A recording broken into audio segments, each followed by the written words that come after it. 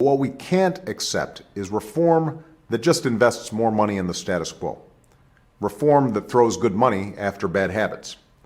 I don't accept a future where Americans forego health care because they can't pay for it, and more families go without coverage at all. I will not accept, what I will vigorously oppose, are those who will not accept partisan efforts to block reform at any cost. And because it's good politics. What I won't accept is opposition for opposition's sake. I don't accept that future for the United States of America. And I don't accept that future for the United States of America.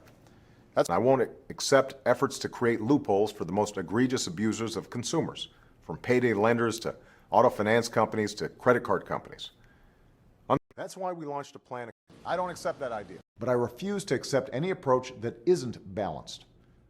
But America only moves forward when we do so together, when we accept certain obligations to one another and to future generations. It's a compromise I'm willing to accept in order to move beyond a cycle of short-term, crisis-driven decision-making, and so that we can focus on growing our economy and our middle class for the long run. It includes many ideas Republicans have said they could accept as well. And they were joined by millions of Americans, mothers and fathers, sisters and brothers, who refused to accept these acts of violence as somehow inevitable. Will we accept an economy where only a few of us do spectacularly well, or will we commit ourselves to an economy that generates rising incomes and rising chances for everyone who makes the effort? I believe the choice is clear. Will we accept an economy where only a few of us do spectacularly well? Or will we build an economy where everyone who works hard has a chance to get ahead?